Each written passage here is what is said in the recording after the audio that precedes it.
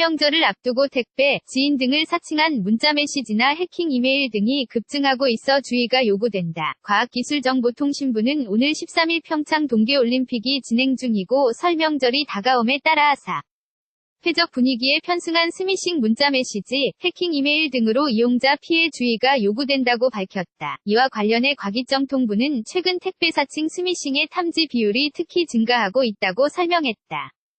한국인터넷진흥원에 따르면 올해 1월부터 현재까지 탐지된 스미싱 중 택배사 사칭이 96% 이상을 차지하고 있다. 스미싱 문자 메시지의 경우 공격자는 택배, 지인 등을 사칭한 메시지를 전송하고 이용자가 메시지에 포함된 인터넷 주소를 클릭하는 경우 악성 코드가 실행돼 감염되는 방법이다. 스미싱 등에 의한 피해 예방을 막기 위해서 이용자들은 출처를 알 수 없는 앱이 실행되지 않도록 스마트폰의 보안 설정이 필요하다. 또 설명절 기간에 개인정보 유출, 불법 스팸, 랜섬웨어 감염 등 이용자 피해가 발생하거나 의심되는 경우에는 국번 없이 110번 또는 118로 문의하면 조치 방법 등을 안내받을 수 있다.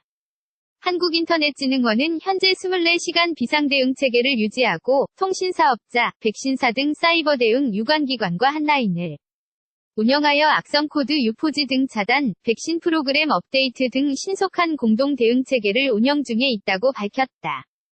설명절을 앞두고 택배, 지인 등을 사칭한 문자메시지나 해킹 이메일 등이 급증하고 있어 주의가 요구된다. 과학기술정보통신부는 오늘 13일 평창 동계올림픽이 진행 중이고 설명절이 다가옴에 따라 사회적 분위기에 편승한 스미싱 문자메시지, 해킹 이메일 등으로 이용자 피해 주의가 요구된다고 밝혔다. 이와 관련해 과기정통부는 최근 택배 사칭 스미싱의 탐지 비율이 특히 증가하고 있다고 설명했다.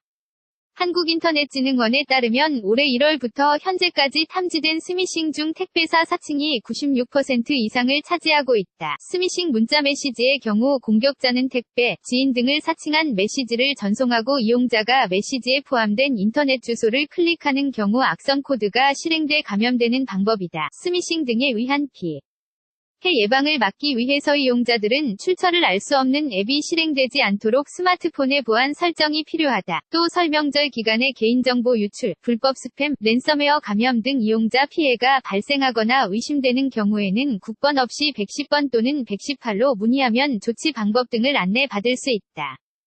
한국인터넷진흥원은 현재 24시간 비상대응체계를 유지하고 통신사업자, 백신사 등 사이버 대응 유관기관과 한라인을 영하여 악성 코드 유포지 등 차단, 백신 프로그램 업데이트 등 신속한 공동 대응 체계를 운영 중에 있다고 밝혔다.